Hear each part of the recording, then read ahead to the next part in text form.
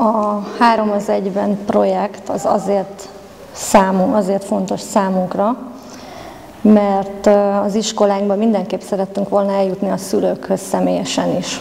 És gyakorlatilag pár iskolában észrevettük, hogy erre igény is van, a szülők szeretnék tőlünk is hallani, hogy maga a H2O módszer az miről szól, miben áll, és egy bővebb felvilágosítással szeretnénk segíteni nekik, hogy ők is úgy támogassák meg majd a jövőben a gyermekeiket az iskolai részvételben. Gyakorlatilag maga a projekt az iskolával szerződött, és nekünk semmilyen jogviszonyunk nincs a szülőkkel. És nem is kívántunk igazán belebonyolódni egy olyan folyamatba, amiben nekünk, mint projektgazda, be kell lépni a szülőkhöz. Viszont azt vettük észre, hogy ez elkerülhetetlen lesz előbb vagy utóbb. Fontosnak érezzük, hogy maga a projekt eredményesen megvalósuljon, ahhoz mindenféleképpen be kell vonni a szülőket. Erre nekünk van egy külön speciális módszer, amivel bevonjuk, de ezen felül meg kell támogatni azzal is, hogy személyesen eljövünk. A gyerekeknél már általános iskolában el kell kezdeni a mindenféle felvilágosító dolgokat, akár hátrányos helyzet, akár roma kérdésekben, mert elkésünk vele, ha középiskolába kezdjük meg. A H2O program arra hivatott, hogy minél szélesebb körben elterjesszen egy olyan tanítási, nevelési módszertant, mely minden társadalmi csoport gyermekei számára megfelel és elősegíti a különböző szocializációs, kulturális háttérrel rendelkező gyerekek együttműködési készségét. A H2O a vállalt eredmények elérése érdekében a 3 az 1-ben projekt kapcsán felkérte az UCCO Alapítványt és a Vitakultúra Egyesületet, hogy foglalkozásaikkal segítsék a H2O eredményes megvalósulását az adott iskolákban. Az UCCO érzékenyítő foglalkozást tartott 4. osztályos tanulóknak a cigányságról, a cigányság kultúrájáról és egymás elfogadásáról. Míg a Vitakultúra Egyesület társadalmi párbeszéd színház keretein belül segítette elő a szülők és az iskola párbeszédét.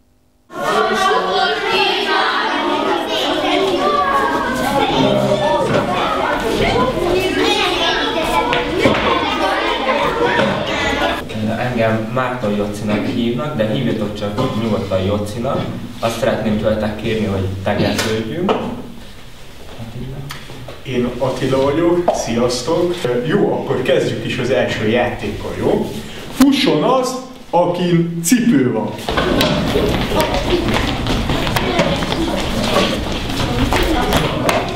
Még valahol van-e? Oké. Fusson az, aki papucs van.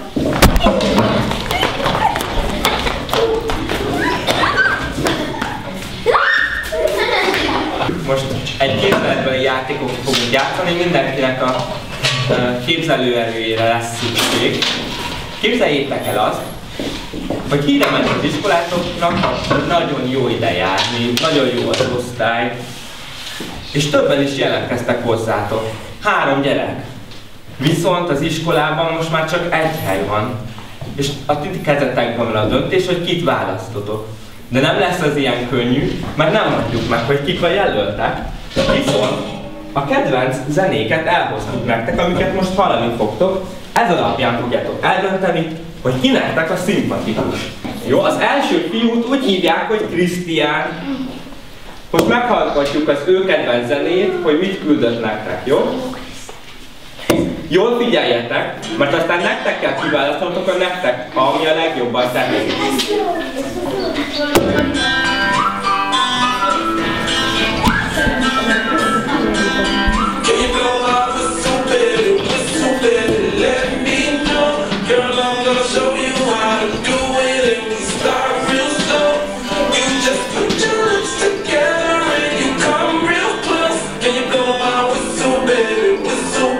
Most következik a Tamásnak a száma.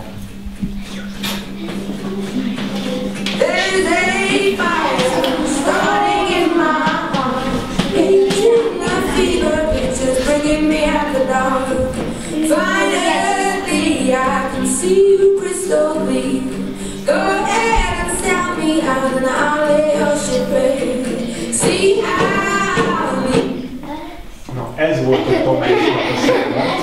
Jó, és még van egy. Van egy lány várakozó is, akit úgy hívnak, hogy Bea. Jöhet a Beának a kedvenc zenéje? Igen. Hát úgy döntöttetek, hogy ti Tamással szeretnétek jobban megismerni, az ő zenéjét szeretnétek a legjobban.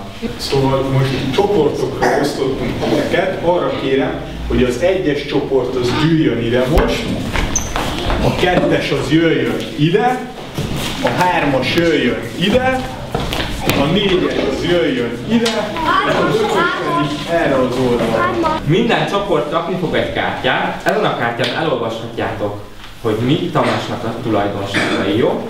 Egy pár jellemzőt összeszedtünk róla, hogy azért mégis kapjatok egy képet róla, hogy ki is az a Tamás, hogyha már nem is látjátok, nem is halljátok.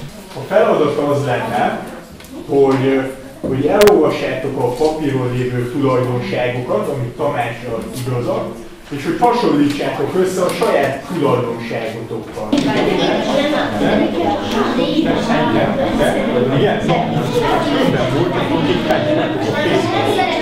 És akkor ebben így megegyeznek.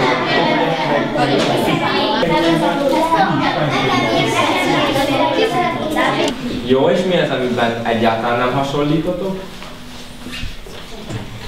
Szereti a Valentis, a szüleivel él egy lakásban, apukája nem dolgozik is,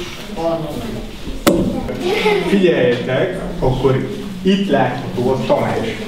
Ugye őt választottátok ki a zenéje alapján, és hogy most elérkezett a játéknak az a része, amikor dönthettek arról, hogy Tamás, befogadjátok az osztályba, vagy pedig nem. Befogadnak. Befogadnátok. Miért? Azért, mert magán csávó, barna haja, nagy a füle és felnőtt. Nagyon jó. Felnőtt mindenki jár iskolába. Szerintetek is felnőtt? Esetleg ilyen nagyfiús, azt akartad mondani, nem, hogy ilyen nagyfiús.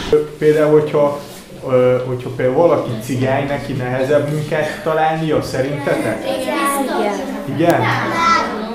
De nehéz. Azt hiszik, hogy rossz ember. Azt hiszik, hogy rossz ember? Nem tudom. Csak És hogyha... Igen? Mert még barna. Barna a bőre? És azért nehezebb neki? Igen? Nem hisznek benne? Igen? Parancsolj, mondja! Nincsenek barátai. Mi tetszett Tamásban? Azt tetszett, hogy szereti a zenéket, és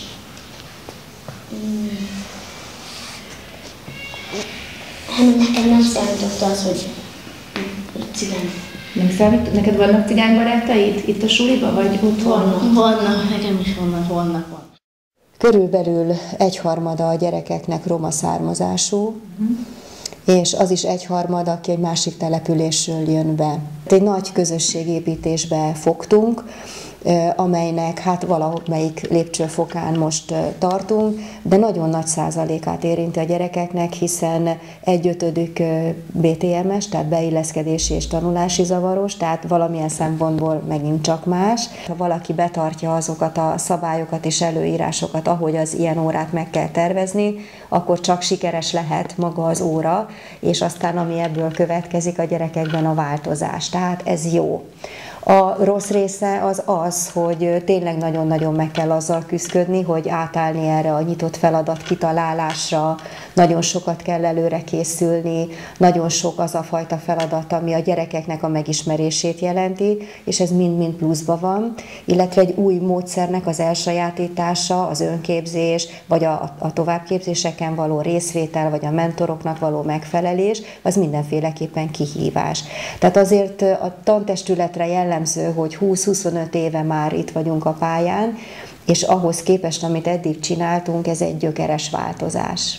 Arról tudnak-e, hogy itt az iskolában zajlik a gyerekek körében egy úgynevezett H2O program? Igen. A roma gyerekek fejlesztése, azt hiszem arról szól az egész, meg Mennyire lát maga bele, hogy ez hogy zajlik technikailag? Hát én megmondom a frankot, így nem látok bele, mert egy évben egyszer van ilyen, tavaly volt, ugye?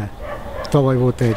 Az ilyen roma nap volt az iskolában. Ilyen roma nap volt az iskolában, de hát ez is a H2-on keresztül ment, meg most ezt nem tudom, hogy mi lesz, vagy miről lenne szó, valami de az, hogy színház, valami gyerekek, hogy kommunikálnak egymással. És hogy milyen jó programok, mit ért jó program alatt, hogy mit csinálnak a gyerekek, arról önök értesülnek otthon? Nem nagyon. Hát nem nagyon beszélnek a gyerekek otthon. Hát én voltam mondjuk egy nyílt napon, ami nagyon jó volt. És ott mi történt ezen a nyílt napon? Hát nem is tudom, milyen óra voltak. Hát volt egy nyílt, hát az tavalyit mondod, nem? Hát az elég jó sikerült, mert voltak meghívott vendégek, festőművészek, akkor agyag, meg ilyenek gyerekeknek nagyon tetszett. Hát nekünk is tetszett, cigánynap volt, mi is részt vettünk benne. Cigánykenyeret sütöttek például. Tehát nekem van erről egy elképzelésem, hogy ki a problémás gyerek. És ki? Azt szerintem az, akivel nem foglalkoznak eleget, nem értik meg, nincs rá idejük, elhárítják a gyereket, nem hallgatják meg, nem kérdezik meg. Tehát nem adnak neki szeretet, energiát, lehet, hogy tehát konkrétan nem kapja meg azt, amire szüksége van. Végre azt gondolom, hogy elindult ez az oktatás is egy olyan irányba, ami mindenképpen építő jellegű. Tehát közelebb hozza egymáshoz az embereket, megértőbbé, együttérzőbbé teszi őket, és erre már nagyon régóta szükség volt. Hát ez a program arról szól, hogy helyzetbe hozni minden gyereket egyszerre egy tanítási órán, megszólítani mindenkit azért, hogy mindenkinek az épülésére szolgáljon. Ha nem lenne ebben az iskolában ez a program, akkor egy idő után az történne, illetve mint ami előtte is volt, hogy van egy olyan réteg, aki miatt állandóan nem lehet magasabb szintű magyarázatokat adni, mert állandóan vissza kell menni a magyarázatba, és a legtehetségesebbek akkor nem fognak megfelelően fejlődni. Tehát ez nem a hátrányos helyzetűeknek szóló program, hanem azért hátrányos helyzetű program, hogy őnekik is jó, és innentől fogva tudnak együtt haladni a többiekkel. Mi küzdünk a tehetségekért. Ez a H2O név most át fog alakulni H2O a tehetségekért körülbelül erre a névre, és pont azért, mert hogy a program magával hozza azt, hogy nagyon-nagyon sok tehetséges gyerek megtalálja az útját, azért, mert egyszerűen megmutatkozik abban a csoportban, hogy milyen jól tud másképp teljesíteni. Az, amit a Rózsadan említett, mindenki jó valamiben, hogy lehetne összepasszintani ezt a kevesebb szívásságával? Hát persze mindenki jó valamiben, de annak különösen. Tehát azért ez nem egy szintű. A múltkor, hogyha jól emlékszem, és elárulhatom a többieknek, azt mondtad nekünk egy szűkebb körben, hogy a türelem képességében fejlesztetted magad sokat. Igen, de nem képes, vagy ez nem tehetség, nem készség. Aha. Szuper.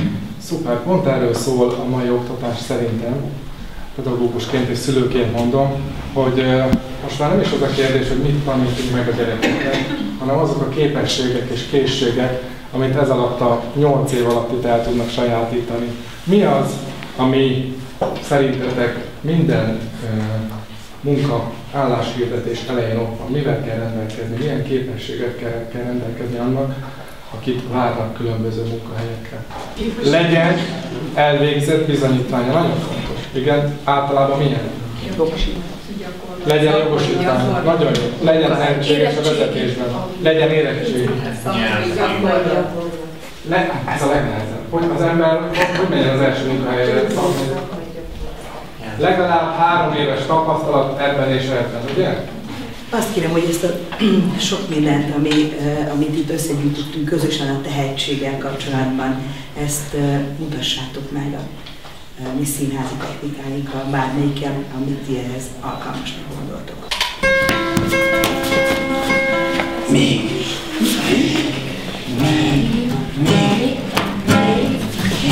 Gyerünk!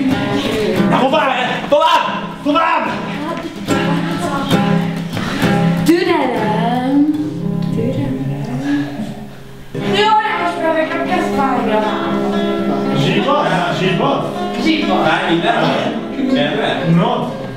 Viszne?